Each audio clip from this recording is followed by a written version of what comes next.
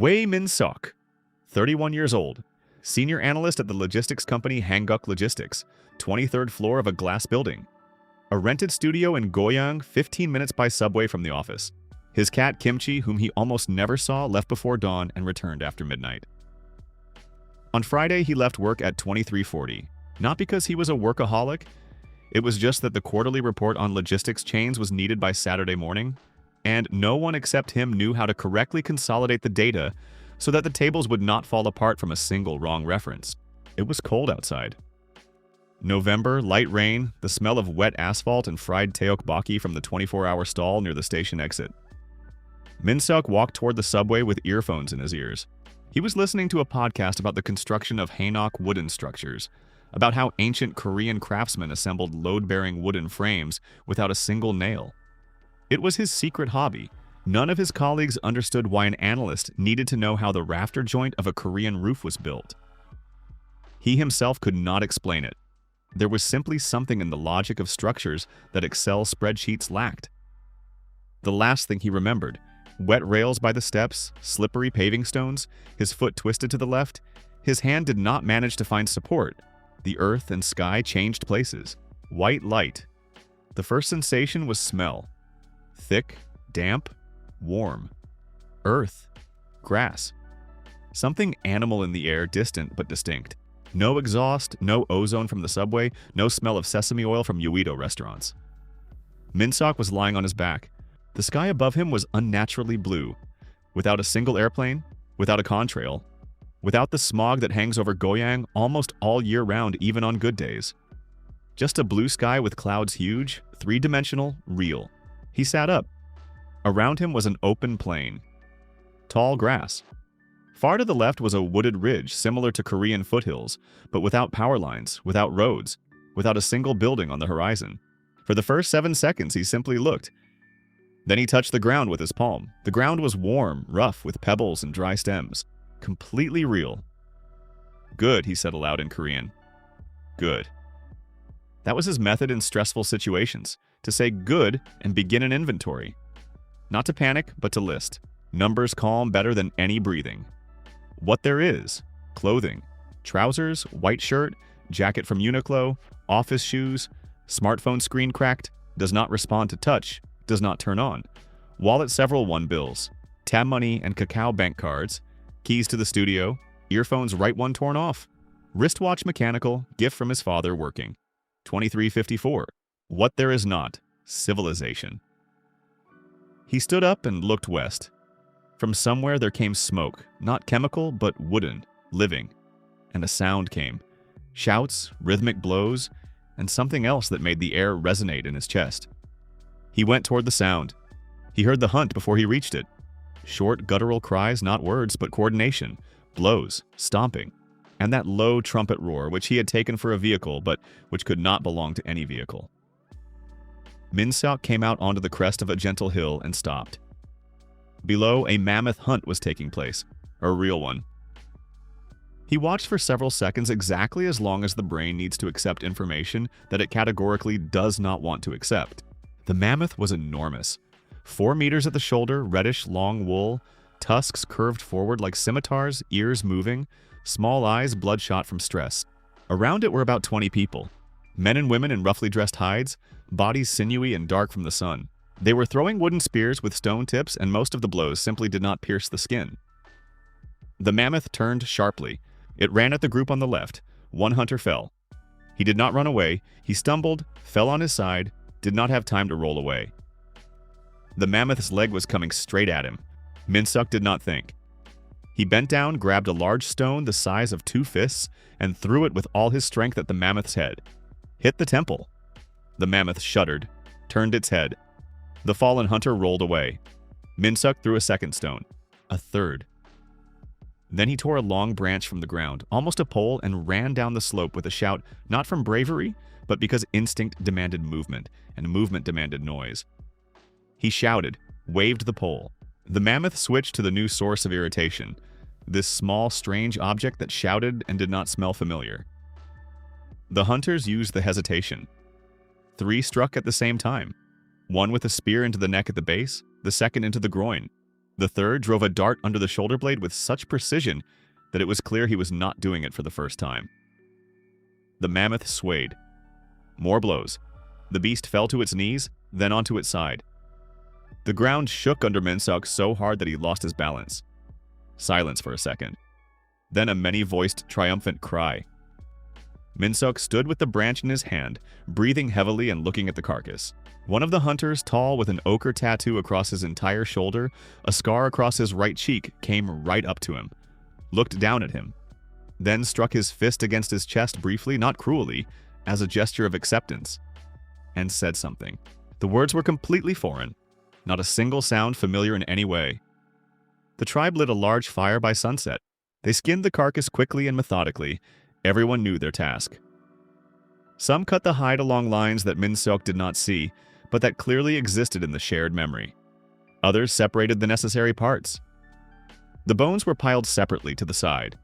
The entrails were also sorted, not thrown away. This was not random work. This was a system. Minseok sat and watched.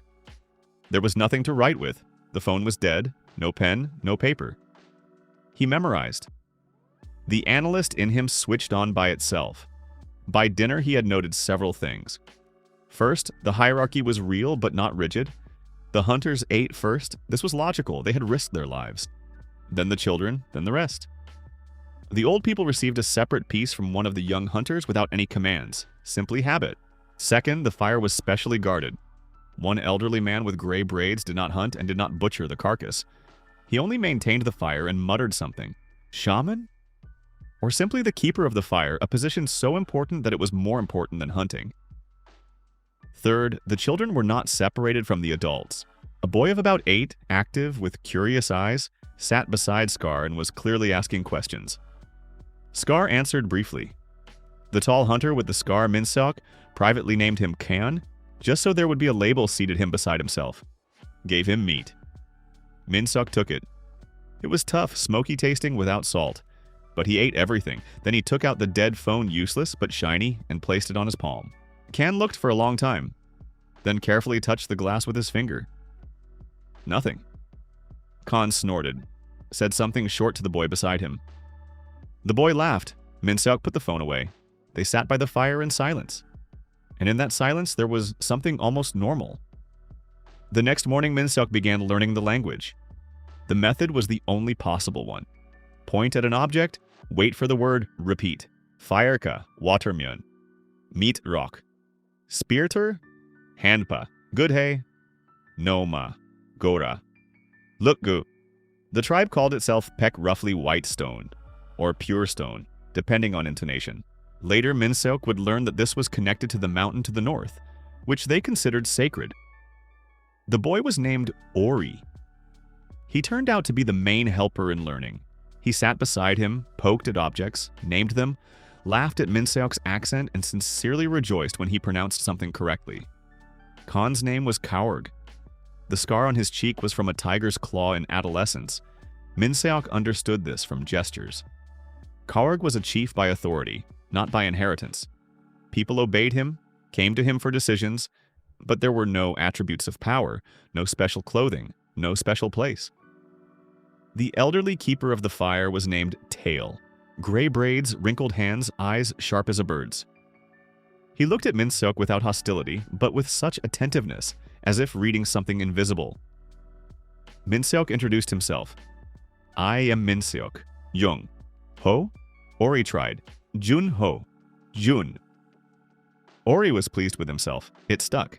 Within a week, Minseok had enough words to observe and understand. The camp of the Payak tribe stood at a bend of a small river, a logical place. Water, fish, a natural barrier on one side. The dwellings were temporary in construction. Each shelter was built according to one scheme. 3 or 4 poles about 6 centimeters in diameter were driven into the ground in a circle about 2 meters across. The upper ends were brought together and tied with strips of rawhide. When the hide dried, the knot became harder. Hides were thrown over this cone overlapping, thicker ones below, thinner ones above. The entrance was left on the leeward side.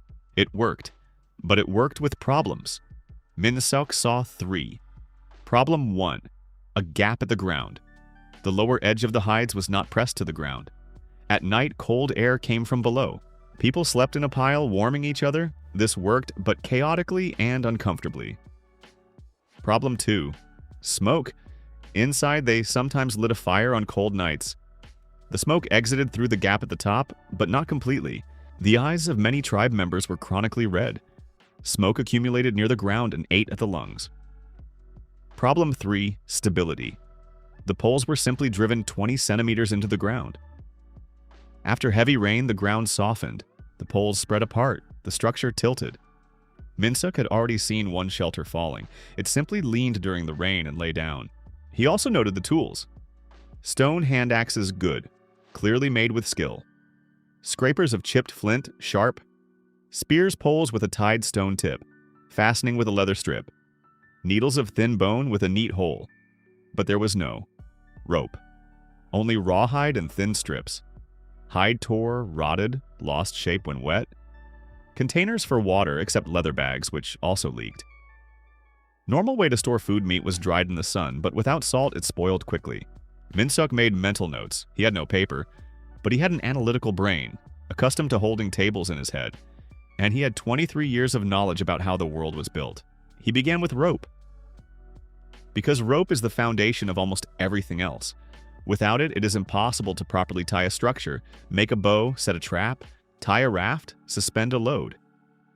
The tribe used rawhide, thin strips of tendon, and sometimes stems of certain plants, simply twisted double. This tore. Minsuk found the needed plant on the third day of exploring the riverbank. A nettle-like stem long, with a fibrous structure. In Korea, something like this had been used in traditional weaving for thousands of years. He knew this from one random podcast about traditional Korean fabrics. He showed Ori. "This," said Minsuk, tearing off the stem. "Good."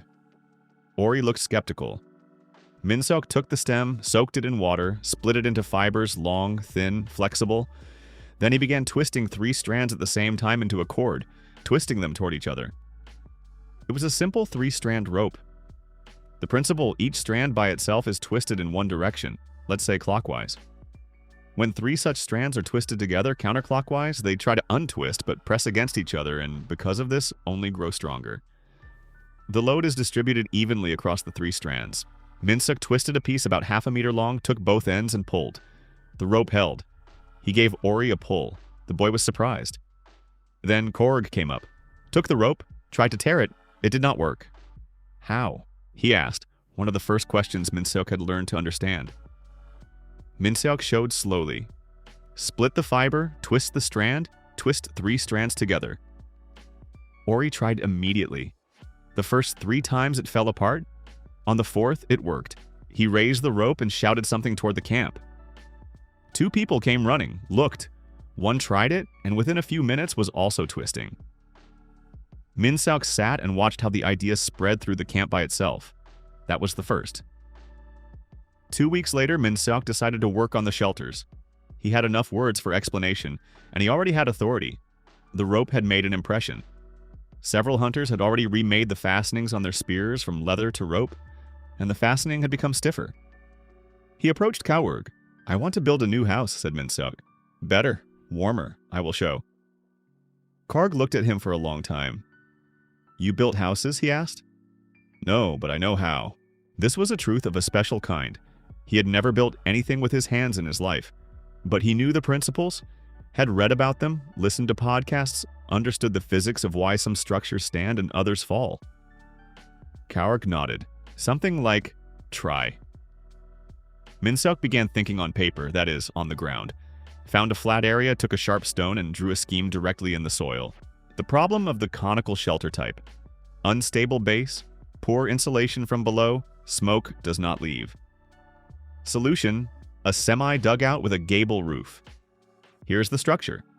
Step 1. The pit. A hole is dug as tall as a person, about 40 centimeters deep and roughly 3 by 4 meters in size. This lowers the floor level below the ground. The earth itself is a thermal insulator. Even 30 centimeters of depth removes most of the draft at ground level. Step 2. Load-bearing posts. Along the perimeter of the pit, 20 centimeters back from the edge, load-bearing posts are driven in, 6 pieces, 2 on each long side and 1 at each end. The post must be at least 30 centimeters in the ground, not just stuck in, but sunk. And here's the important point. The base of the post must be charred in the fire. Min-seok explained this separately because the principle was not obvious. Wood burns, but the charred layer turns into charcoal. Charcoal does not rot and does not absorb water. This protects the lower part of the post from rotting in wet soil. Korean craftsmen had used this method for thousands of years. He himself had read about it in relation to the construction of traditional village buildings. Step 3. Ridge beam. 2 central posts higher than the others.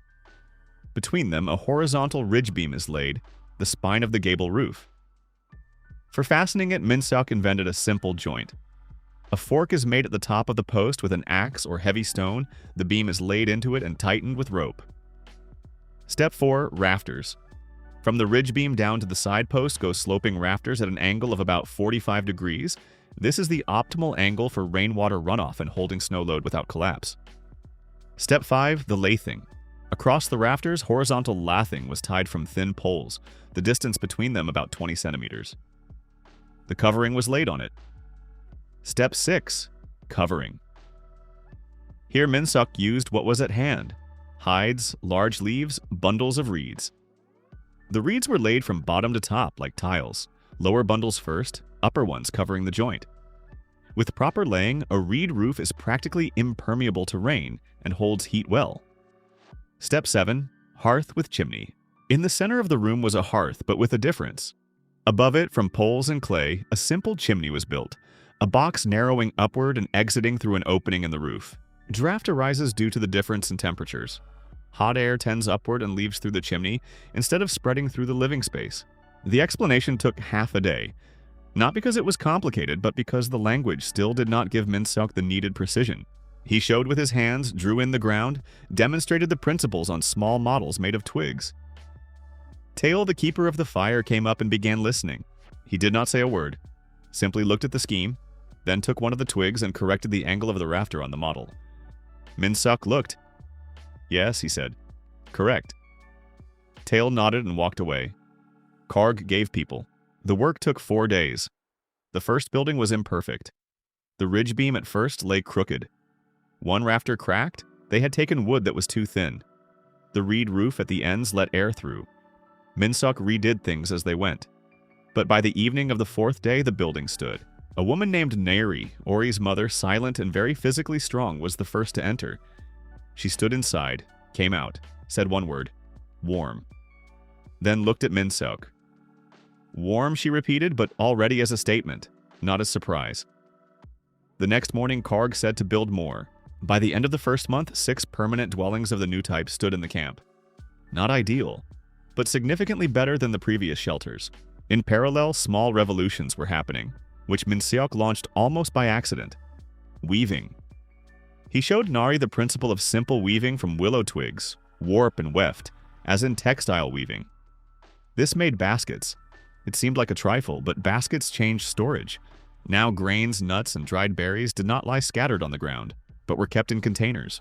Fewer losses from rodents, less dampness, leather tanning. Min-seok knew the principle from a random article about a traditional Korean craft. Oak bark contains tannins, which, when soaking leather, chemically bind the fibers and make it strong and rot-resistant. Before this, the tribe simply dried hides in the sun, producing hard, brittle leather that softened again when wet. Leather treated with oak bark held its shape and did not rot. This improved clothing, belts, and fastenings immediately. Salt. Min-seok found it by accident. Salt deposits by the river 2 hours walk away. He showed the tribe how salt preserves meat. This changed food storage fundamentally. Now part of the catch could be preserved for weeks, not 1 or 2 days. The conversation with Tail happened on the 35th day, in the evening by the common fire. Everyone had already gone to sleep or was preparing to sleep. Tail sat by the fire, as always. Min-seok sat beside him. For some time they were silent. Then Tail said, "Where are you from?" This was already a simple enough question for Min-seok. "Far," he answered. "Very far." "Another time." Tail looked at him. "Another time? You understand the future? What will be?" Tail thought for a long time. "You are from what will be?" "Yes." The old man looked at the fire. "I thought something like that," he said slowly. "You know much." But you do not know simple things. I do not know what? How to walk quietly, said Tail with a slight smile. How to hear the forest. How to read the sky. This was true. Minsuk was a city man through and through. You teach us, Tail continued. I will teach you. Minsuk looked at him. Deal, he said in Korean. Then tried in the local language. Good. Tail nodded. Good.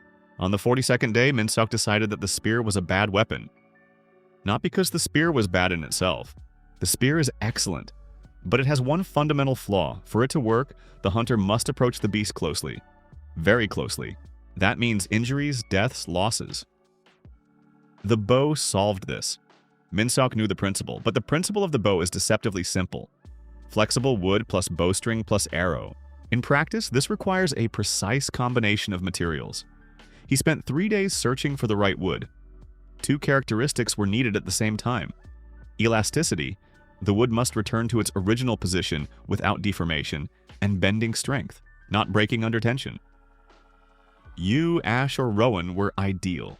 Minsuk was not a botanist and could not precisely identify species. He went another way, took a branch, bent it with his hands, watched how it returned. Brittle, not right. Stretches and does not return, not right. Springs back quickly and without cracking, right. On the 3rd day, he found the right tree on the northern slope, low with reddish bark. The blank, a branch about 120 centimeters long, diameter at the grip about 3 centimeters, tapering to 1.5 at the ends. Important, the wood must be dry but not over-dried. Freshly cut wood springs well but deforms under load. It needs to dry properly. Minsuk cut 3 blanks for reserve. Shape of the working surface. The flat side of the bow is the one that faces the target.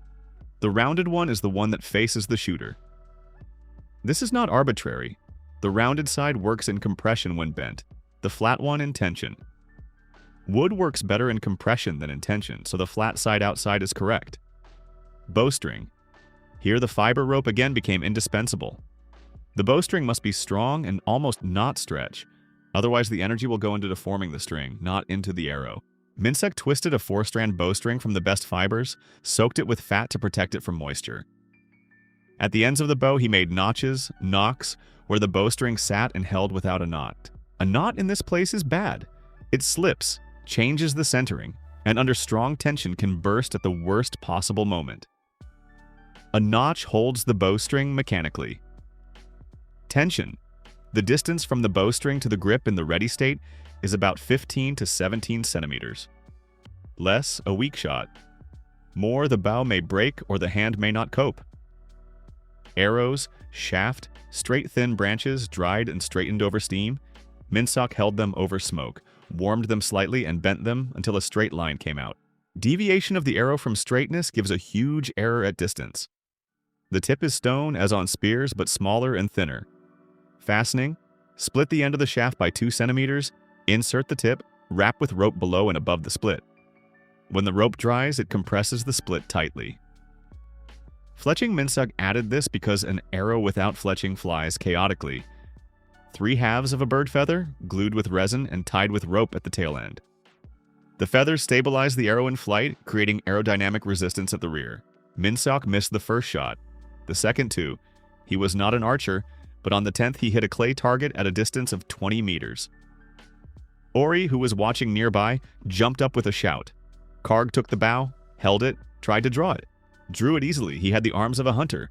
Aimed, shot, hit on the first try. Looked at the bow for a long time, then raised his head and said something to Minsuk that he did not understand immediately. Then Ori translated more simply. Coward says this changes hunting. Minsuk nodded. Yes, it changes. Not everyone accepted changes easily.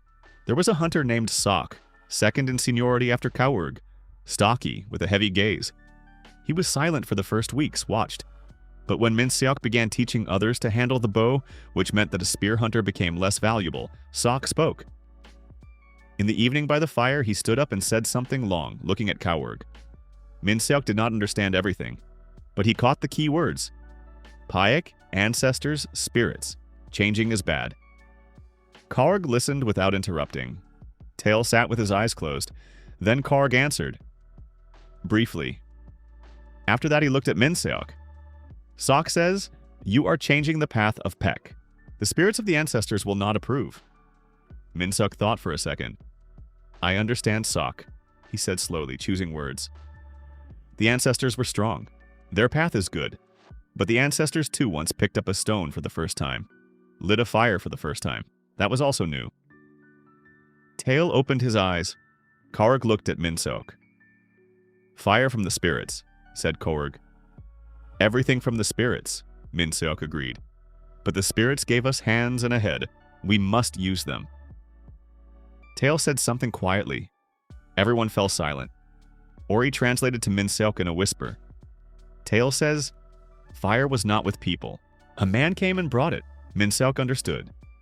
Tail was comparing him to a legendary character of their mythology, the one who brought fire. It was awkward, and at the same time it settled the dispute. Sok did not agree, but he did not argue with the keeper of the fire. On the 60th day, Minsuk raised the next topic. Why move? The Paek tribe was semi-nomadic. The camp stood in one place for 2 or 3 months, then they left following the herds. This had made sense before, but now Minsuk saw arguments against it. 6 built houses cannot be taken with them. Each move equals building anew. Tanned leather requires time, rivers, oak bark. Each move interrupts the process. Food stores with salt are created over weeks. A move resets them. He gathered a council, the first formal council which Minsuk proposed as a format. First Korg spoke, then Sok. Then Nari, she spoke rarely, but when she spoke, everyone listened. Then Tail. Minsuk listened and translated in his head. The essence of the disputes. Sok. The herds leave, we go after them.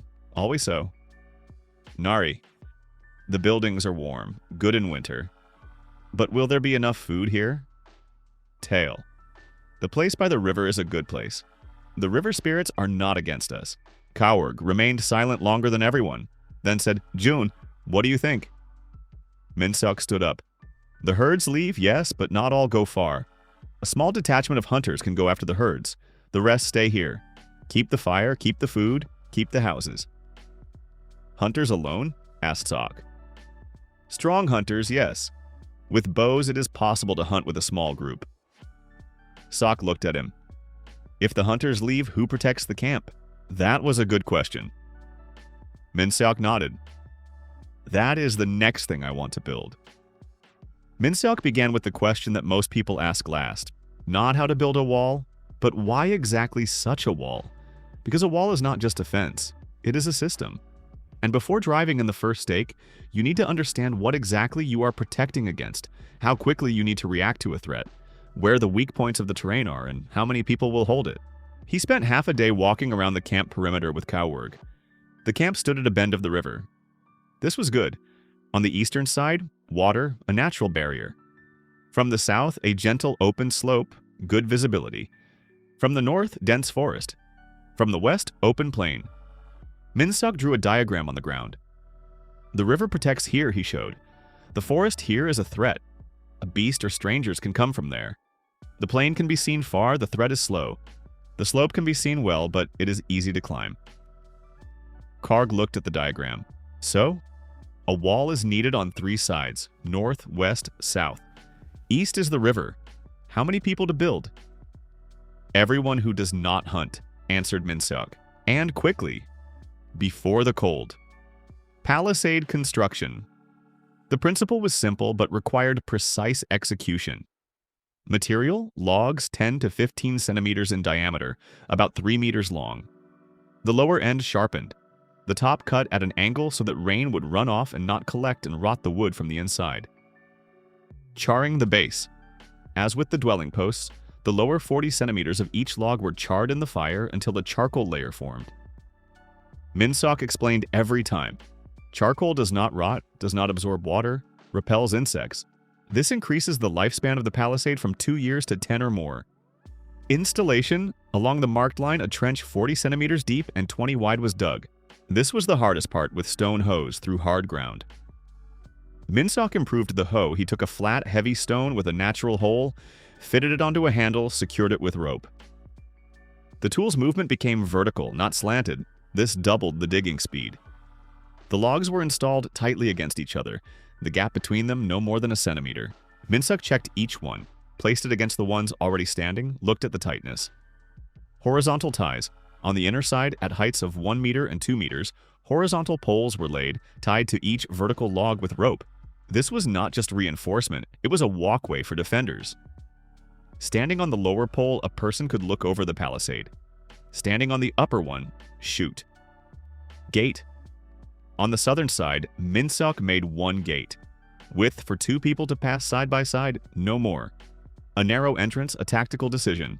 Attackers cannot enter as a large group at the same time. The gate posts were especially thick, dug in 60 centimeters. The lock was a heavy wooden beam laid into brackets on both sides. Minsuk made the brackets from forked thick branches, a natural shape requiring no processing. Construction took 18 days. All men, women, teenagers worked. Minsuk walked along the line constantly, checked, corrected, explained. Nari turned out to be the best builder in the tribe. She understood spatial tasks intuitively, quickly moved from explanation to action. Sok worked silently. Good, fast.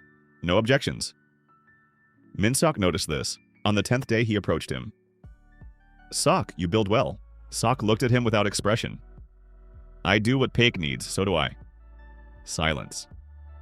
You are not an evil man, Sok finally said. But you changed too quickly.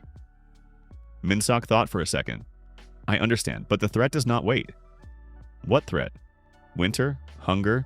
Strangers? Predators? Sok looked at the palisade. Will this help? Yes. Then I build. And he left. On the 18th day, the last log stood in place. Ori ran along the inner side, then climbed onto the walkway, looked outside over the top. No one will enter, he shouted. Karg walked around the palisade from the outside, then entered through the gate. Stood in the middle of the camp, looked around, said one word. Home. Minsuk had deliberately postponed the problem of water. It seemed solved. The river was nearby. Go and take it. But on the 45th day, when the camp had already become a permanent site, he understood. This was a weak point. If strangers came and stood between the camp and the river, people would be left without water. If a beast drank upstream and fell into the river, everyone would get sick. If the river froze in winter, going to an ice hole would be dangerous. A well was needed. Minsuk sat down and restored in his memory everything he knew about wells. The principle is simple. Dig down to the aquifer. The problem is that the walls of the pit collapse, so reinforcement is needed. He went to the river, found clay, gray, greasy plastic, and brought a sample to Nari.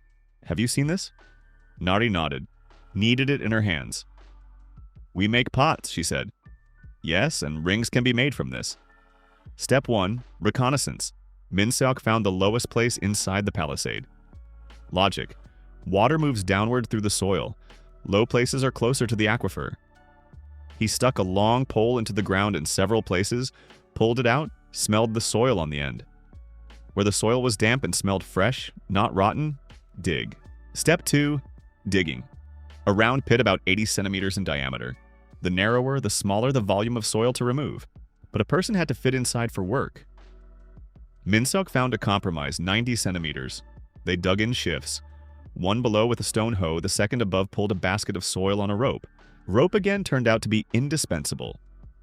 Step 3, lining. Clay rings 90 centimeters in diameter, 20 centimeters high, wall thickness 6 to 7 centimeters. Nari and 3 women molded them like huge bracelets. They fired them on a fire until hard. The rings were lowered into the pit as it deepened. Each next ring was lowered onto the previous one. The soil behind the walls was carefully tamped. It formed a pipe of clay rings that did not allow the earth to crumble. Step 4, aquifer. At a depth of about 2 meters, the soil became wet. At 2.5, water appeared. Step 5, windlass.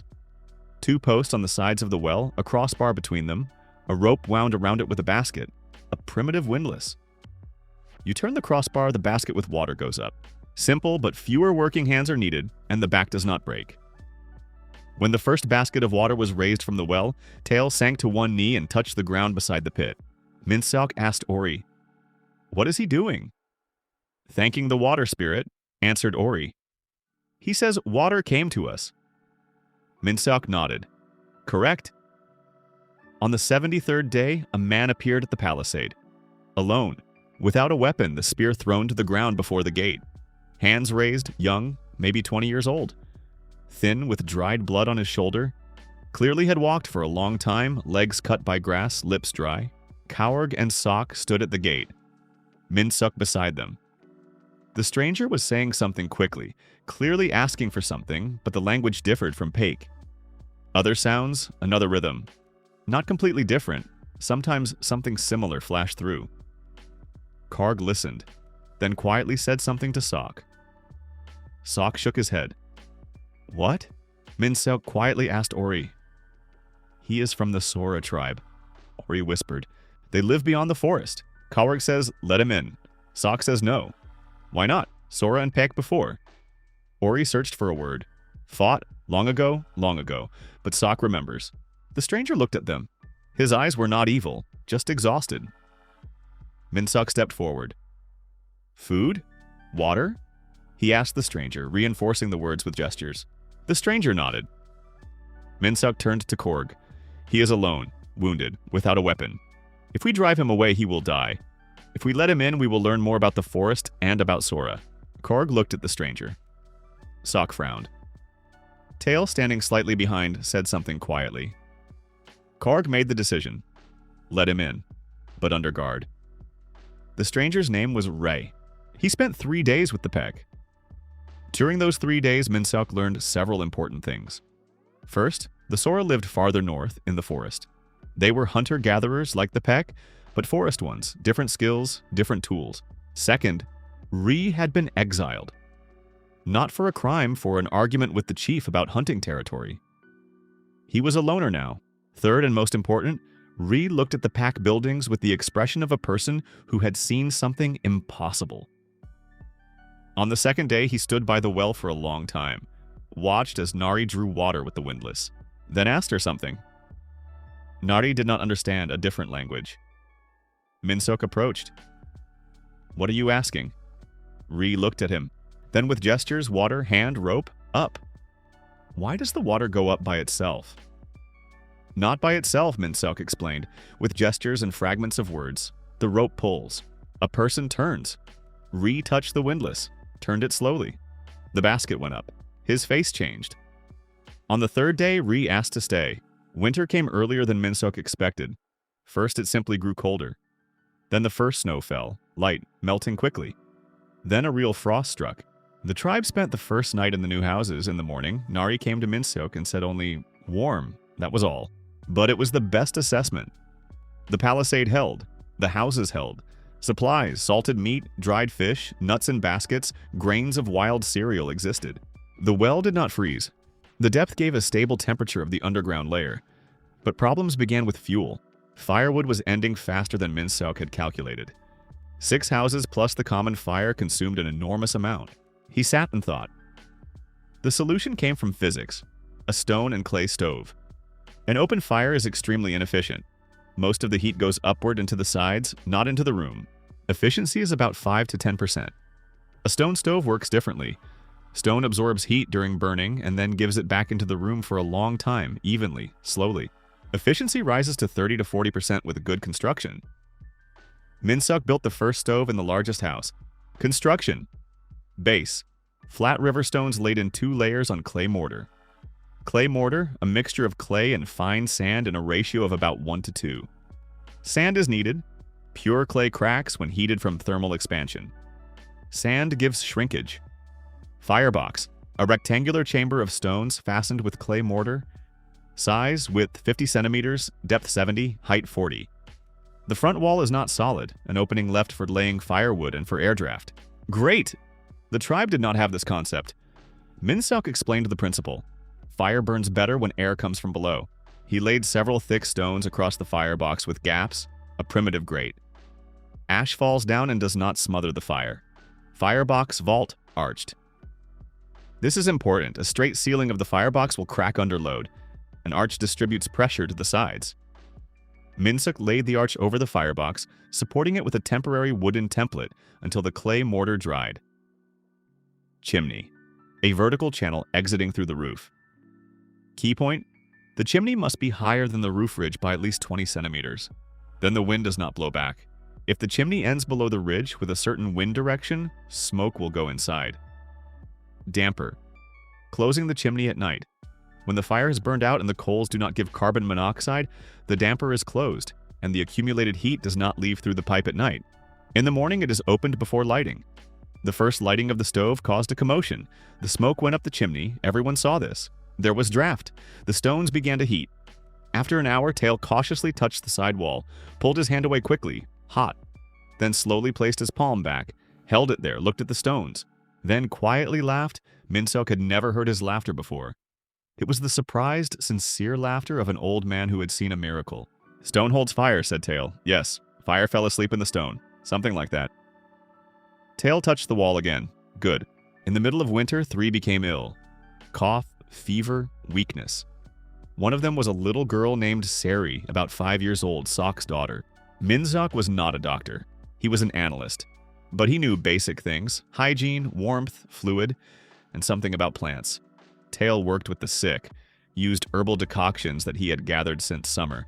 This was right. Min-seok did not interfere with that part, but added his own. First, hot broth. Meat and water, boil for a long time. Min-seok explained, hot liquid helps. Everyone knew this in any time. But here broth was given cold simply because they boiled meat for food and did not think about serving temperature. Hot broth for the sick became the norm. Second, isolation. The 3 sick people in one house, separate from the rest. Min-seok explained through gestures and simplified words. Illness passes from person to person through closeness. Ori translated. Sok looked at him strangely. This contradicted the intuition that sick people needed more people nearby. "Can I be near Sari?" asked Sok. "You and Nari, yes. Others, no." Sok agreed. Third, warmth and ventilation at the same time. Paradox. A sick person needs warmth, but also fresh air. In a closed house without ventilation, moisture accumulates, and if there is a source, illness. Min-seok made a small opening in the upper part of the wall, covered with a hide. It can be opened for a few minutes. Fresh air comes in, stale air goes out. Fourth, clean hands. He showed everyone who cared for the sick. Wash hands in water before contact with the sick person's food. Tail looked at this distrustfully. Min-seok could not explain bacteria. He simply said, "Illness lives in the hands. Water washes it away." Tail thought and agreed. He had his own analog of this ritual before healing. He always washed his hands. Different reasons, one result. After 8 days, all 3 were recovering. Sari recovered first. Sok came to Min-seok on the 9th day, was silent for a long time, then said, "Sari lives. Yes, you helped." Tail helped more. Sok shook his head. "You said, separate the sick." "I did not want to, thought it was cruel, but listened." Pause. "No one else became ill," he added quietly. This was not just a conversation. This was the moment when Sok stopped being an opponent. Ri stayed. In winter, when the days became short, Min-seok and Ray sat by the stove for a long time and talked. Or rather, tried to. Their languages were similar, like 2 dialects of one proto-language. Not identical, but with a common root. This accelerated learning. After a month, Ra spoke the Paik language enough to be useful. And one evening, he told something important. "Beyond the big forest, there is another tribe," he said. "Han. Big. Many people. They are not hunters. They..." He did not find the word, showed with gestures, bending down, hands in the ground. "Dig?" asked Min-seok. "No. Plants. On purpose." Min-seok froze. "Agriculture," he said quietly in Korean. He looked at Ray. "They plant, then eat?" "Yes, much food. But they..." Ray again gestures. "Wall. People behind the wall. Other people outside. Closed? Do not accept strangers?" "Yes, no strangers. Only their own." Min-seok sat down. An agricultural tribe. Fortified. A few days' walk away. This changed the whole picture. Winter ended slowly. Snow melted unevenly. Frosts returned several times. But one day the air changed, became softer, wetter, and Ori ran outside and shouted something joyful. Spring. The tribe came alive. Hunters went after the herds. Women began preparing for the gathering season. Min-seok thought about Han, but first, the experiment. All winter, he had been setting aside grains of wild cereal which the women had gathered in autumn. He selected the best ones, large, heavy, undamaged. By spring, he had a small stock.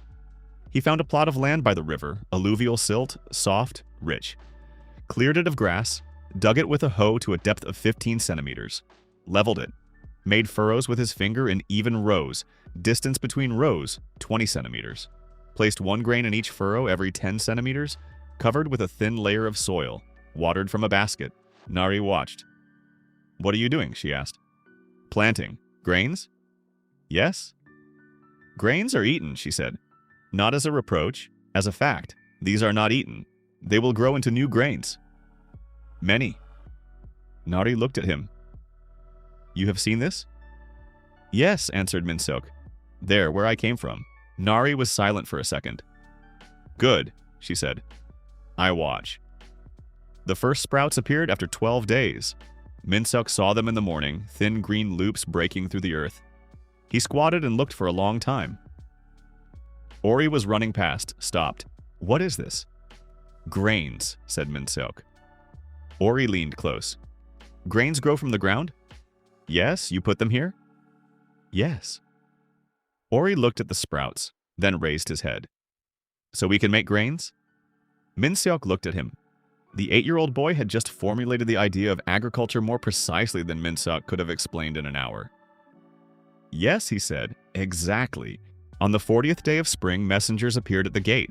Not 1, 3, from the forest, from the Han tribe." Min-seok watched as Korg met them. They were visually different. Denser in build, their clothing better dressed. One had something wooden hanging on his belt, a container with a lid, neatly made.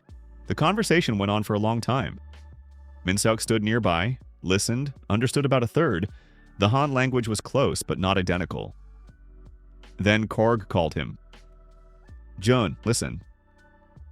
One of the messengers, an elderly man with a tattoo on his forehead, looked at Min-seok and said several phrases. Korg translated, "Han have heard about our camp. They say, you have walls. You have water from the ground. You have houses that do not fall." "Where is this from?" "From me," answered Min-seok. Korg translated. The messenger looked at him for a long time, then said something. Korg slowly translated. "Han want to talk with you. They have a problem. Big." "What?" Korg listened to the answer. "Their river is leaving. Less water every year. Fields dry. They starve." Min-seok was silent for a second, then asked, "Are they ready to accept a stranger?" Korg asked. The messenger answered briefly. He says, "If you solve the water, yes." Min-seok looked at the palisade, at the houses, at the first sprouts by the river, at Ori, who was hanging on the gatepost and eavesdropping. Then looked at Korg. "I will go. Alone?" "With Ray. He knows the forest." Korg did not think long. "Sok goes too." Min-seok nodded. "Good. They left the next morning. 4 of them. Min-seok, Ray, Sok, one of the Han messengers as a guide. Min-seok took with him only the most necessary, a flint knife, rope, several tools, and in his head everything he knew about water, soil, irrigation, and river systems. The pack tribe watched them from the gate. Ori shouted something after them. Min-seok turned around. "What? Come back," shouted Ori. "I still have to learn." Min-seok laughed for the first time in a long time, truly. "I will come back," he answered in Korean, then added in the Paik language, "I promise." And they went into the forest. The forest turned out worse than Min-seok expected.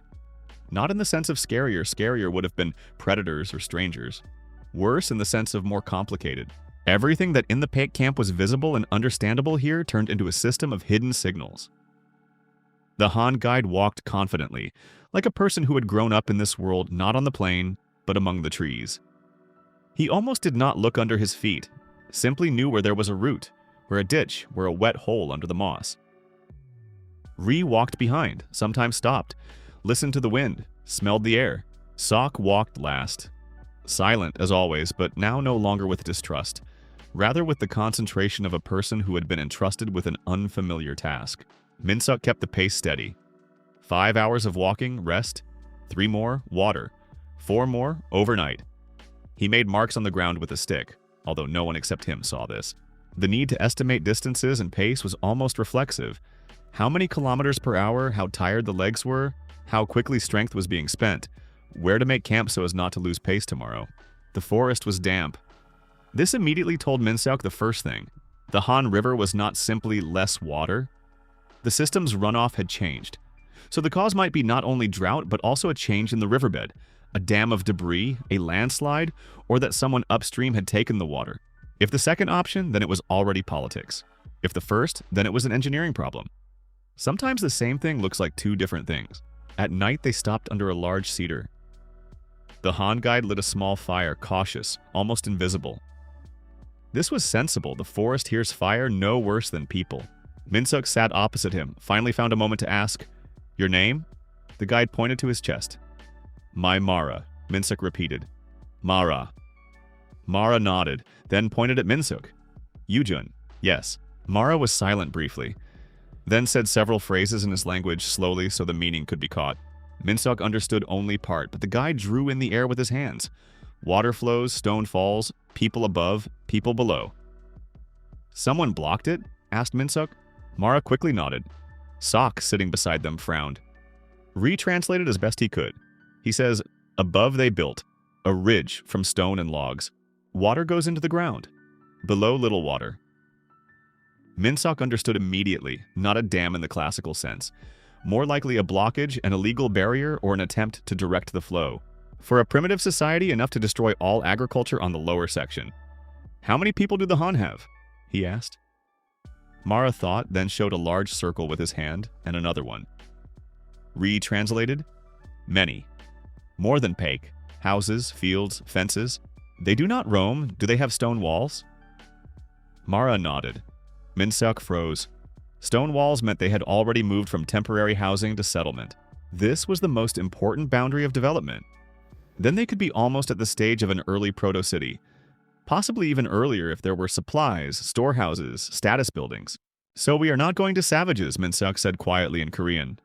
Sok did not understand the words, but from the intonation he understood the meaning. It was an important observation. By noon of the second day, the forest began to thin. It was felt immediately. The soil became denser, less undergrowth, more open clearings. And then Minseok saw smoke. Not a campfire, a lot of smoke. And behind it, fields. The lowland spread before them as a wide bowl, a river branching into two arms. Along the banks, square plots of cultivated land. Farther on, wooden walls. Behind them, houses with clay roofs. He stopped. Looked. This was a different quality of life. The Han tribe was not just surviving, they were already managing the landscape. Minseok saw terraces, ditches, canals, small dams on streams, narrow passages between fields, a system that he could call agrarian. Mara looked at him and clearly understood that he was seeing not just a settlement, but a structure. Guards with spears and shields stood at the gate. The shields were not round like those of the peck hunters, but rectangular, made of several layers of wood covered with leather. This was already a level of organization. A group of people came out from inside. In the center was a woman. This was unexpected. Tall, with hair braided into a tight braid, her face calm and sharp like a well-hewn stone. She wore clothing of rough woven fabric, not simply dressed hide. Minseok noticed this immediately. Fabric. That meant they had not only leather and fiber, but also the simplest loom. The woman stopped a few steps away. Mara spoke to her quickly, unevenly. She looked at Minseok, appraisingly, then asked something. Ri, standing nearby, frowned and began translating in pieces. She asks, "Who you are?" Minseok stepped forward, removed his palm from his chest. "I am Minseok, from the Pack tribe. I came to help with the water." The woman frowned. She says, retranslated, "We have water." "But little." Minseok nodded. "I see." The woman looked at him attentively. She asks, retranslated again, why a stranger wants to help. That was a good question. Minseok answered honestly, "Because if the water disappears, people will die, and that is stupid." Retranslated. The woman fell silent, then unexpectedly smirked. "She is laughing?" Sok was surprised. "Yes," said Ray. She says, "Directly and without bows. Good." The woman's name was Hwayeon. Min-seok understood this name immediately, almost Korean in sound, although the language was older and rougher.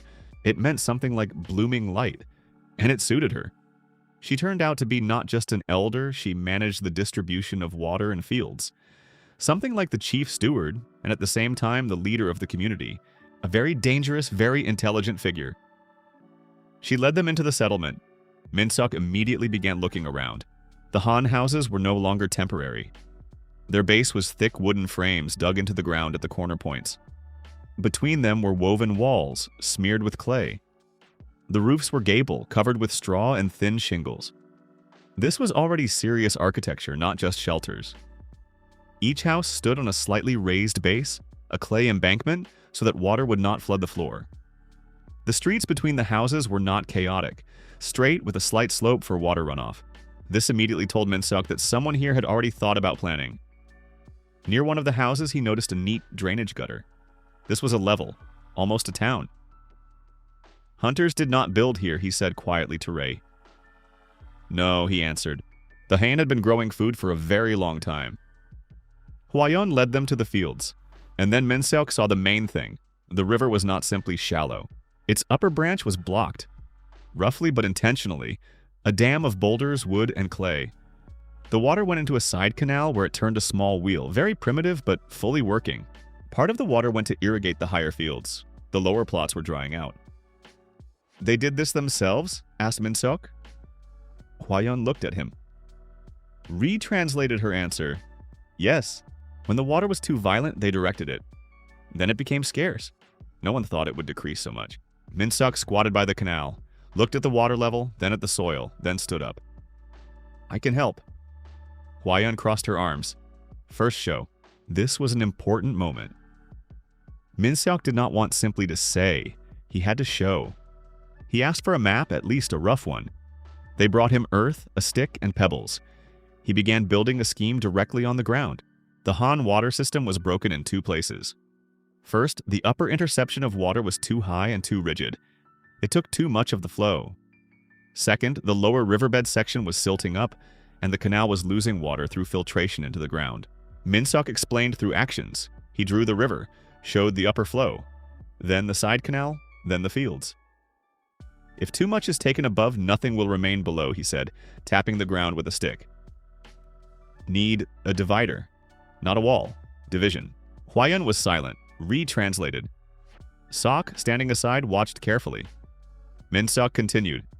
And also, the canal must be reinforced. Stone below, clay above. Gentle slope, not steep. If steep, water will carry away the earth. If too flat, it will silt up. This was already almost a lecture he drew with his hands. The bottom of the canal is laid with large fraction stones. On top, a thin layer of clay tamped to density. Side walls are wattle with coating. Every few meters, small outlets and drains to clean the canal of deposits. At the dam, a spillway so that during floods, water does not destroy the structure. And most importantly, the flow must be divided by zones. The system must not be all or nothing, but controllable. Hwayeon finally spoke, retranslated with difficulty. She asks, have you built such a thing? Not all of it. But I know the principle. From where? Min-seok thought, and answered honestly as far as he could. From the future. Retranslated. Hwayeon looked at him for a long time, then said shortly, good. Do it. The work began the next day. Min-seok understood. The whole system could not be broken at once. If the dam was simply removed, the upper fields would be left without water. If it was left as it was, the lower fields would die. So an intermediate node was needed. He proposed making a water distribution node, a primitive sluice. The structure was as follows. Main retaining embankment of stone and clay, but not solid. 3 channels of different widths. Upper for intensive irrigation, middle for reserve, lower for natural discharge into the river. Wooden gates that could be raised and lowered. A storage pond nearby to preserve water for dry days. A settling pit before the canal where silt would settle. Min-seok explained the principle of the settling basin especially carefully. Water carries sand and dirt. If you let it into a narrow canal, everything will clog. Therefore, first the water goes into a pit. The heavy settles down. Clean water goes farther. Hwayeon watched very attentively, then asked, why do you know this? Minseok honestly said, "Because where I was, people long ago learned not to die from the same thing again and again." Ri translated. Hwayeon nodded. That was enough. The first attempts were difficult. The clay cracked. The stones did not lie tightly. One gate jammed in the groove. But Minseok did not hurry. He corrected it right on the spot. And for the first time in this world, he felt not just people's amazement. He felt that his knowledge could truly change not individual things, but an entire system of life. When the new canal started working, the water went in the right distribution. Not perfectly, but already enough. The lower fields stopped drying, the upper ones were not flooded. The storage pond began to fill. And then Hwayeon for the first time looked at Minseok, not as at a strange outsider, but as at a person who could do what they could not. On the third day, Minseok began to notice an important thing about the Han. They already lived not as simply a tribe. They had a structure almost like a small early state. He saw a grain storehouse with division by seasons, a common yard for resolving disputes, a weaving area where women and 2 men worked, a craft zone where tools were repaired, a children's yard where older children learned to weave, count, carry water, and recognize plants. This was already a society with division of labor, and there was also fear here, not of predators, of drought. Hwayeon explained through Are. If there is no water, everyone will die. We hold to the river because the earth gives bread. But if the river leaves, we are finished. Minseok nodded. And for the first time he saw in this not the problem of a separate tribe, but a classic engineering task of civilization. Water, bread, storage, power. If water is solved, half of everything else is solved. At night, Minseok and Hwayeon remained by the map.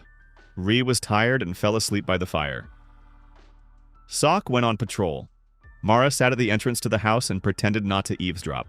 Hwayeon looked at the drawing for a long time, then asked, "Are you really from the future?" Minseok was silent for a second. To say yes was strange, to say no was untrue. Yes, Hwayeon was not surprised the way a modern person would have been. Here the world was too full of spirits, ancestors, signs. A person from the future was not absurd, but simply rare. Do people build better there? Minseok thought. Yes, but not always wiser. Why? Because they can build very complex things and at the same time forget simple ones. Hwayeon nodded. Like us with water. Yes, she looked at him more attentively. You are not a chief? No, but you lead. Minseok smiled slightly. I simply see where it breaks. Hwayeon was silent for a long time, then quietly said, Then stay until you fix it. It sounded almost like an invitation, and almost like an order. On the 5th day, what Minseok had expected in advance but hoped to avoid happened. Heavy rain began. Not a downpour, but enough to test the system. The water in the upper canal rose sharply. The new distributor held for the first minutes. Then one of the earthen walls near the settling basin began to slide. Minseok saw it first. Stones! He shouted. People rushed to him, not understanding the language, but the tone was clear. Stones in bags, baskets, hands, everything there was. It was necessary to urgently reinforce the wall before the flow broke through the weak spot and carried away the whole canal. Hwayeon stood nearby and did not step back even once. Ri, soaked to the skin, passed on commands. Sok dragged boulders without words. Minseok literally finished the structure by touch, stone to stone, clay into the gaps, interwoven branches over it, tamping with feet on top. It was dirty, fast, and rough, but it worked. When the rain ended, the canal stood. Hwayeon, soaked, covered in mud, looked at Minseok and suddenly smiled. It was the first real smile he had seen from her. You do not lie, she said through Ri. Minseok snorted tiredly. I try. While they worked by the water, Minseok kept returning in his thoughts to Peck. He understood. If he stayed too long, the camp would remain without him, and some of the improvements would freeze, but if he left too early, the Han would lose the chance to secure the water. And it was then that he understood he could no longer act as a loner. A connection was needed. A transfer of knowledge between communities was needed. He proposed a simple exchange to Hwayeon and the Han elders. I will help you with water and storage. You will send 2 people to me. I will teach them to build, weave, store food, and then you will teach my people agriculture. This was new thinking, not I came and did everything, but a network of skills. Hwayeon listened for a long time, then said, You want us to become stronger. Yes, why? Because one strong center is good, but several strong centers are better. They will not die all at once if something goes wrong. She looked at him as if trying to understand what era he came from. The answer was simple, from the one where centers not connected to each other die one after another. But here, people were only beginning to learn this. On the 7th day, Min-seok was officially invited to the Han Community Circle. Elders, craftsmen, women who watched over the grain, and several young hunters who clearly thought that war was a more honest occupation than canals sat there. Min-seok saw it on their faces. Hwa-yeon stood and announced through Ray, because not everyone yet had a common language. The stranger showed how to preserve water. He knows how to build. He knows how to see what we do not see. From now on, Min-seok is a guest of Han under the protection of the community. A murmur passed through the people. One of the old men raised his hand. If he is a guest, then we do not touch him, but he is not ours. Hwa-yeon looked at him. Not ours yet. Min-seok froze. Yet. That was an important word. In the evening, he sat by the water. The canal worked, the pond filled, the damp earth smelled of clay and rain. Rhys sat beside him. Will you return to your people? He asked. Yes. Then? Min-seok looked at the river. Then, possibly, here. Rhys nodded. Good. Hwa-yeon said, if you return, you will be given a place. Min-seok smirked. A place? A house, Rhys corrected. Or a workshop. This word suddenly felt almost home-like. Workshop. He looked at the lights of the Han settlement and thought that for the first time in all his time in this world, he saw not just survival, but direction. Paik had hunting, walls, fire, a palisade. Han had water, fields, distribution, settlement. And what if all this were connected together? If people who knew how to hunt learned to build, and people who knew how to grow learned to defend themselves, then something new would appear. Not hunters, not farmers, not a tribe, but a society. In the morning, Min-seok, Ray, and Sok prepared to leave. Hwa-yeon came to see them off herself. She handed Min-seok a bundle. Inside were a piece of dense fabric, a pouch of salt, a thin wooden tablet covered with clay and dried in the sun, the first semblance of a writing surface, and a small knife with a bone handle. Min-seok looked at her. This, for me? Hwa-yeon nodded. So that you write, or draw, or do not lose. It was unexpectedly touching. Min-seok was almost at a loss. He bowed low, not because it was customary here, but because a feeling was rising inside him that he did not want to show too clearly. Thank you, he said. Hwa-yeon looked attentively. Will you return? Min-seok nodded. Yes, and I will bring people. She raised an eyebrow. People? Yes, we will teach each other. Pause. Then Hwa-yeon smiled again, briefly, but no longer for the first time. Good, Min-seok. And this time his name sounded without foreignness, almost like their own. On the way back, Min-seok walked no longer as a random displaced person. He walked as a person who had seen two different levels of development and understood how they could connect. Behind him remained Han, a settlement of fields, canals, walls, and managed water. Ahead was Paik, a camp of hunters, ropes, palisades, and the first permanent houses. Between them, forest, river, and a new task, not just to survive, but to connect. He knew that when he returned, he would have to build not only houses and palisades, he would have to build exchange, rules, new tools, common norms of language, grain storage, sturdier boats, roads between settlements, and possibly the first form of alliance. For now, he walked through the forest with a pouch of salt, fabric, and a wooden tablet in a leather backpack. Rhys walked beside him, Sok slightly ahead, and for the first time, Min-seok felt he was no longer one man who had accidentally fallen into the past. He had become the beginning of something that could outlive him. When Min-seok returned to the Paik camp, he immediately understood. During his absence, the camp had changed, not sharply but noticeably.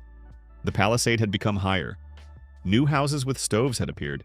At the gate now, 2 people stood watch, not one. Bundles of dried fish and meat hung on the walkway, and by the well, a small shelter that had not been there before. This meant only one thing. People had begun to use not only his ideas, but also to improve them. And this was the best reward possible. Ori noticed him first.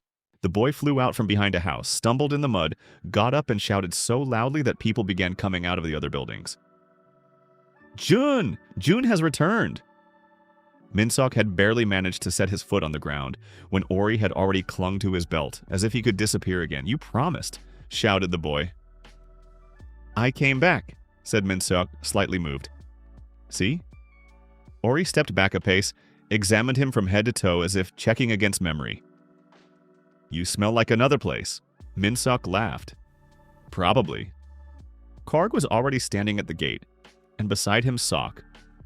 He still did not like Minsok, but now there was less coldness in that dislike, and more of the demanding seriousness of a person who had already seen the result. Karg listened to his story for a long time. About Han, about canals, about land that feeds, about water that leaves and can be held. Sok did not interrupt. When Minsok finished, Karg looked at him and asked, "Will the people there be allies?" "If we give them a reason," answered Minsok.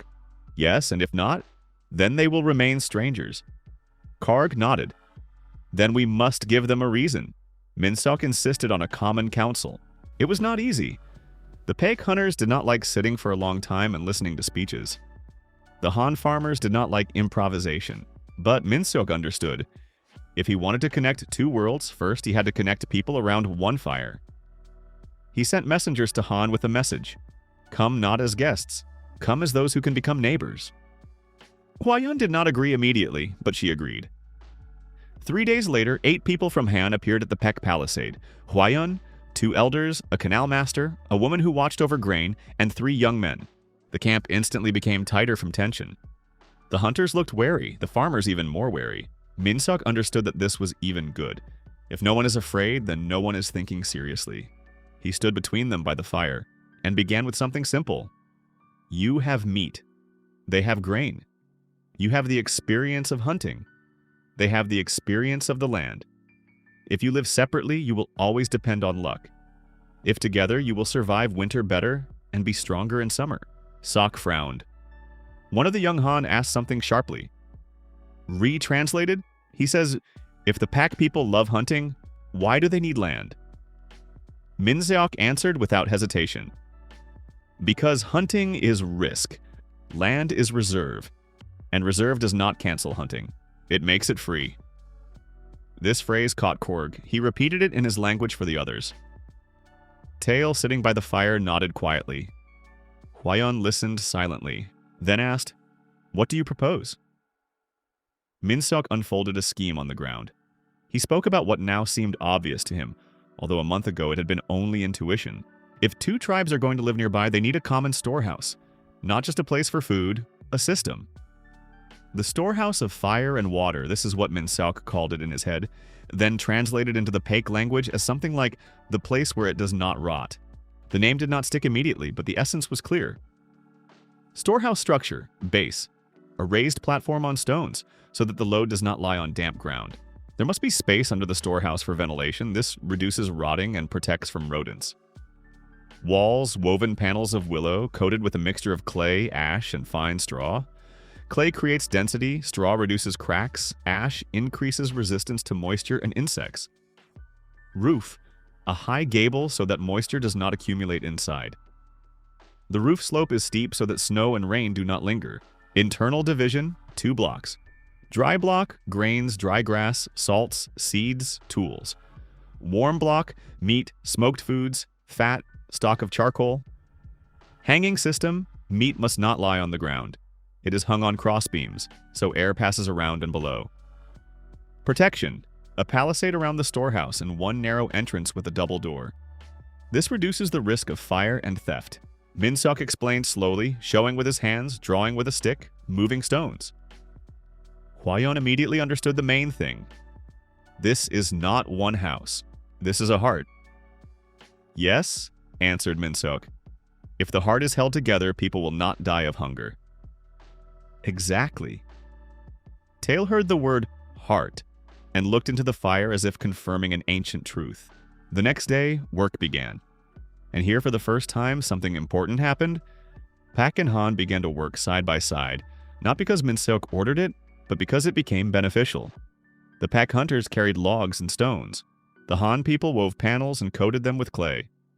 Nari led the women who mixed clay with ash and straw. The canal master from Han showed how best to lay the base on wet ground. Ri made sure no one confused the commands. Sok, to Minsok's surprise, turned out to be magnificent at building. Silent, heavy, he understood load intuitively. He was the first to propose making a 2-layer base. Large stones below, small ones above, so the floor would sag less.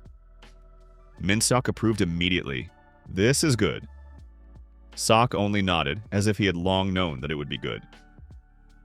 By the evening of the second day, the frame of the future storehouse was already standing. By the third day, the walls. By the fourth, the roof. And when meat was hung under it for the first time and bags of grain were poured out, Minsok understood. The alliance had already begun. Not in words, in construction. Not everyone was pleased. An old hunter from Paik, one of those who still remembered the nomadic moves, approached Minsok in the evening. He was the kind of person whose wrinkles seemed part of his strength. "Why should we share food?" he asked. Minsok did not argue with the emotion. He went straight to the point. Because one day the hunt will be bad, then we will get more. And if there is snow, and if there is a wound, and if the herd goes far away, the old man was silent. Minsok continued. A reserve is not weakness, it is strength that does not leave when you are tired. Before, we did not store so much, and because of that, we often starved. The old man looked at the new storehouse. If people begin to think about reserves, they will stop being brave. That was the real fear. Minsok understood it. It was not about food, it was about the fear that caution would kill the old hunting valor. He answered softly, "No, they will become braver." Bravery is not running forward hungry. Bravery is knowing that there is food at home, and taking risks no longer for survival, but for growth. The old man looked at him for a long time, then snorted. "You speak like a shaman without a drum." Minsok did not understand whether this was supposed to be an insult, but by the tone it was almost approval. For the alliance not to remain simply a storehouse, a shared victory was needed. Minsok proposed a joint hunt, not for a mammoth, that would still be too much, for a large deer or bison if they were lucky. Kaurg agreed immediately. Hwayeon reluctantly, but with interest. She had a pragmatic view. If the pack hunters knew how to get meat and the Han knew how to store grain, then the alliance needed a shared ritual of success. They went out at dawn. The group, 6 pack hunters, 3 Han people, Minsok, Ray, Sok, 2 teenage carriers. Minsok discussed the plan in advance. Scouting tracks, driving the beast toward a natural barrier, a ravine, 2 archers with bows on the flanks, 3 people with spears for the finishing blow, 1 reserve group so the beast would not escape into the forest. It was almost the tactics of a small detachment. The hunt succeeded. A deer burst out of the bushes, panic, running, arrows, shouts. One of Sok's shots hit the shoulder.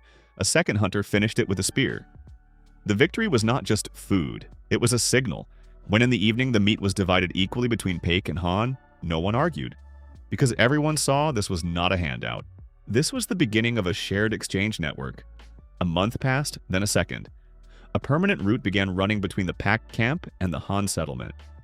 Not a road in our sense yet, just a path cleared of bushes with marks on trees, with places for rest and water. Minsok insisted on the marks. Simple notches on trees, stones arranged in a certain order, pieces of fabric on branches, not for beauty, but as navigation. This was the first logistics, a transition between 2 worlds. From that moment, Minsok stopped being simply a person who helped. He became a node, the one through whom ideas, materials, people, and power passed. He began teaching boys and girls of both tribes how to count, how to check the weight of a basket, how to distinguish good fibers from weak ones, how to repair a spear fastening, how to dry meat, how to store seeds, how to make the simplest measuring marks on a stick. Ri helped explain to the Han people what the pack understood differently. Hwayeon sent grain. Korg sent meat and hunters. And for the first time in his life, Minsok felt that he had created not just improvements, he had created a connection. It was at that moment that strangers appeared. Not Paek, not Han. Others.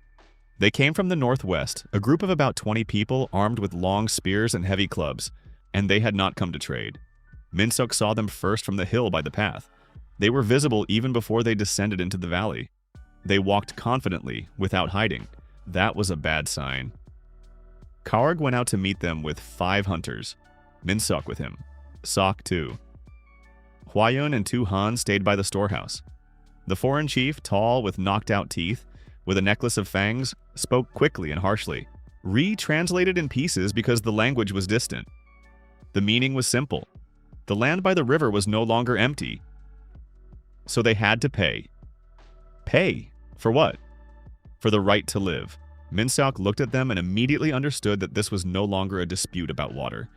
This was already the politics of force. Kaurg asked, "How much?" The chief smirked and raised 5 fingers, then another 5. 10. 10 people's worth of food and property for passing. Minseok understood. They were counting on a weak alliance. Divided tribes would have been easy for them to take.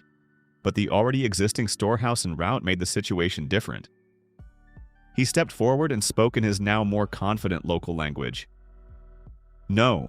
The chief stared at him. Minseok continued slowly so that everyone would understand.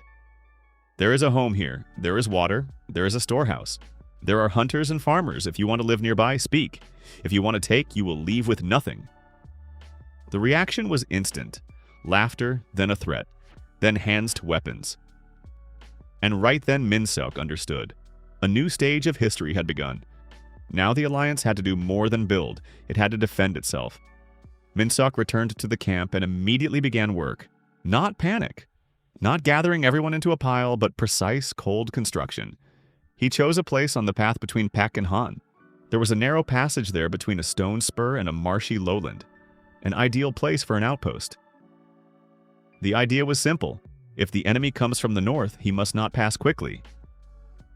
Outpost construction. 2 side stone ramparts, a narrow corridor 20 meters long, a palisade on the inner side, an observation platform, a stock of spears and arrows, alarm signal, bundles of dry grass and smoke.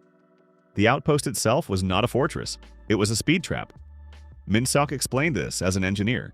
There is no need to make an impregnable wall here. It is necessary to make the enemy slow down, while our people are already ready. Time is also defense. Korg understood immediately. Hwayan not immediately, but after the explanation she nodded. Sok proposed making a side crawlway for archers. Minseok approved. Ri found a place for water. The young Paek and Han worked together for the first time for real. And while they carried stones and wove shields, Minseok understood an important thing. An alliance is strengthened not by speeches and not by agreements. It is strengthened by shared hard work under threat. By evening, the outpost was already taking shape. Not finished, but already tangible. Minseok sat on a stone, tired, dirty, with calloused hands, and watched Nari and a woman from Han arguing about the thickness of the clay layer on the storehouse wall. They argued in a mixture of 2 languages and gestures, and understood each other better and better. Ri laughed with the teenagers at how Sok was learning to tie rope with the correct knot. Karg stood on the hill and looked toward the forest. Hwayan talked with Tail about water and fire, Old Fire and New River, 2 symbols that now lived side by side. Minseok looked at all this and understood. If before he had built houses, now he was building something greater. Order. A system. The beginning of society. And somewhere beyond the visible forest, those who wanted to destroy this order were already walking. But now people had something more important than fear. They had experience of working together, and that was already almost victory. The strangers returned after 6 days. This time not 20 people, 32.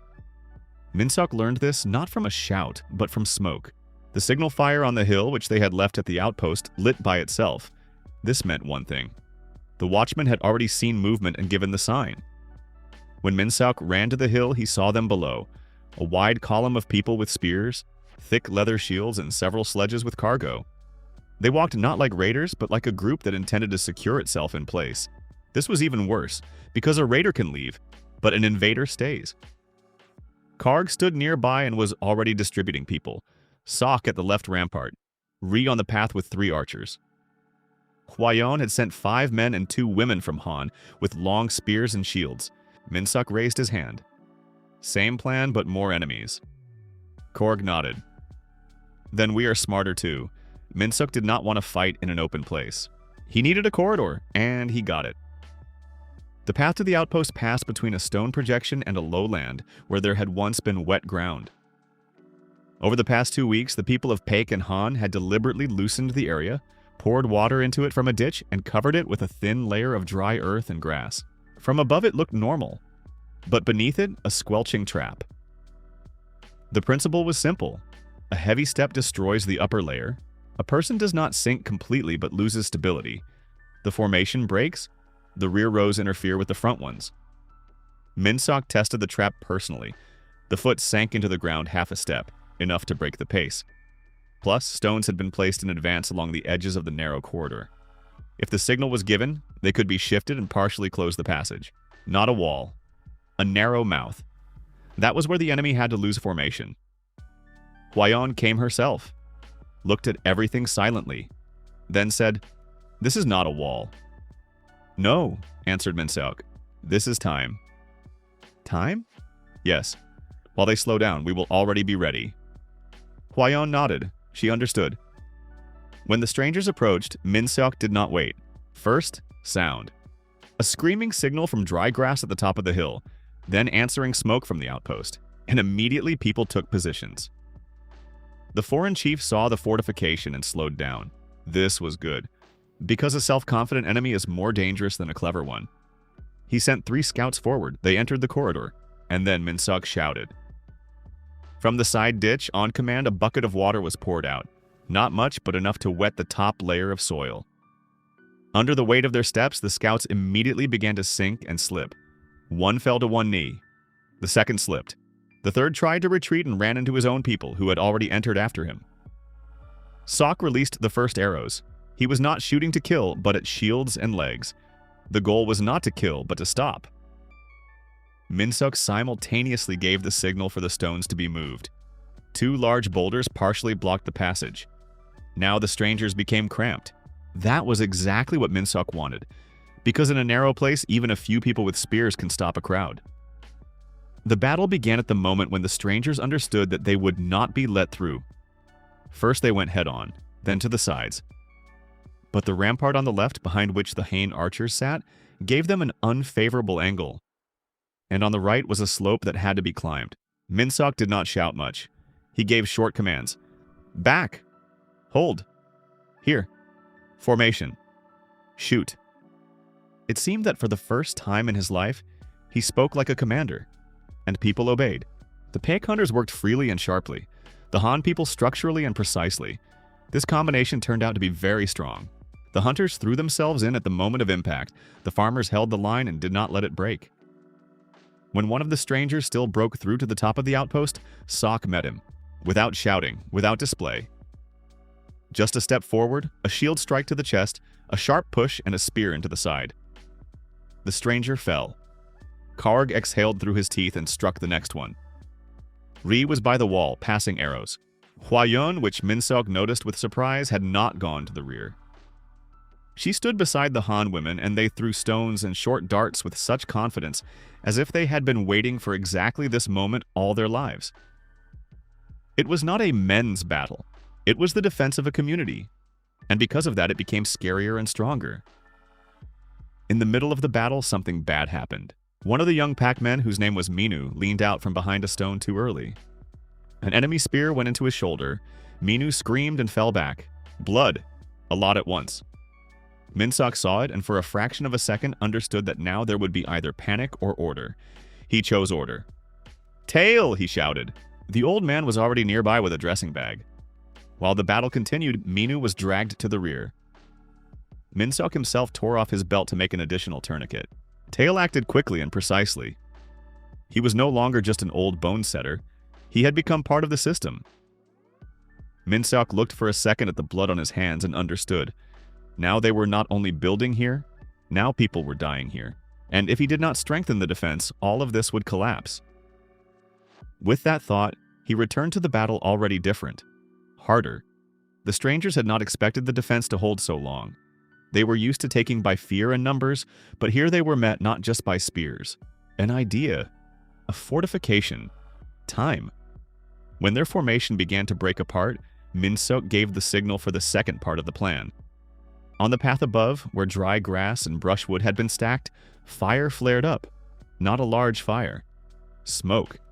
Thick, sharp smoke went down the slope toward the enemy. This immediately broke visibility.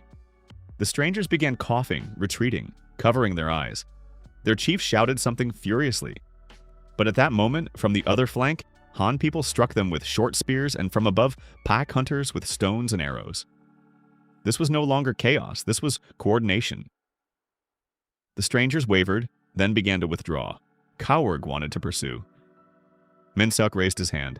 No. Kaworg turned sharply. Why? Because that is exactly what they want, to lure us into the forest. There are more of them there than we think. Kaworg looked at the battlefield, then at the retreating strangers, and reluctantly nodded. The strangers left. They did not flee in panic, they retreated in an organized way, having lost some people and almost all of their psychological advantage. The wounded remained on the field. Minu was alive. Tail, examining his shoulder, said only one thing to Minseok.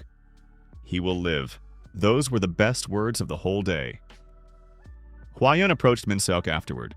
Her face in dust, hair disheveled, palms in blood and mud. She looked at him attentively. Is this your defense? She asked through Rie. Ours, answered Minseok. Hwayeon was silent for a long time, then nodded. Then now this truly is our alliance. That was the moment when the word became fact. When everything ended, Minseok did not let people celebrate too early. First the wounded, then checking the palisade, then reinforcing the damaged section, then and only then, food. This was an important lesson. Victory is not where you won the battle. Victory is where you managed to patch the hole before the next strike. He personally inspected the outpost. The damage was minor.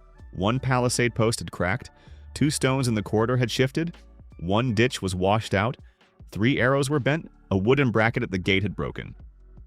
All of this could be repaired, but Minseok did something else important. He ordered the outpost to be enlarged, not in height, in depth, so that the enemy would not have direct access to the node. Add a second inner line. This was no longer an outpost. This was a small forward fort. And if such a thought comes to a person after the first battle, he is already thinking like a statesman. The next day, Minseok gathered a council, not only Paek and Han. Now he invited the youth, the old people, and those who had taken part in the defense. He placed 3 stones in the center. We will always do this, he said, before deciding what we build next. The stone on the left, hunting. The stone on the right, land. The stone in the center, defense. If there is food but no defense, everything will burn. If there is defense but no food, everyone will leave. If there is only hunting, 1 bad winter will kill us. If only land, 1 drought will kill us. Together there is a chance. Retranslated but no longer word for word. People understood anyway. Kaworg looked at the stones silently. Hwayeon too. Then an old man from Han, one of those who had doubted earlier, said, "So now we are not just 2 tribes." Minseok nodded. Yes, now we are a knot. Ori, who was squatting nearby, raised his head. A knot does not come untied? Minseok smiled. If it is good, no. Everyone liked that. Even Sok nodded almost imperceptibly. It was after this that Minseok began what would later become his main work. He opened the School of the Knot. Not in today's sense, without a building, without a board, without a teacher behind a lectern. It was a learning format where people from different groups learned from each other. Hunters taught tracking, camouflage, the bow. Farmers taught land, water, and storage. Han women taught weaving, fabrics, and grain distribution. Tail taught healing with herbs and fire. Minseok taught construction, measurement, slope, load, ropes, frames, and storage systems. Every day one skill. Every day one small useful thing. In his head he called it compact education, but translated it more simply, learning from everyone. The first lessons were awkward, then interesting, then habitual. And this is the moment of the birth of culture, when new knowledge stops being a miracle and becomes a schedule. A week after the battle, Minseok climbed the hill above the outpost. From here, everything was visible. The packed camp with its houses and palisade, the Han fields with their canals, the new outpost between them, the path along which people and goods moved, evening fires, and to the south, the dark strip of forest where the strangers were still hiding. Kaworg and Hwayeon stood beside him. They were silent. Then Kaworg said, "Before we lived separately." Hwayeon answered, "Now we will no longer be able to." Minseok looked into the distance. "And that is good." Kaworg looked at him. "Why good?" Minseok thought about the past, about the office, about the rails, about the white flash. about how in the first minute after rebirth he had not even understood what to do. Now he knew. Because separately we will be killed faster, he said, and together we have a chance to become those who decide how to live here further. Korg nodded silently. Hwayan looked at the fields. Then we build further. And that was not just a phrase, it was a new law of the world.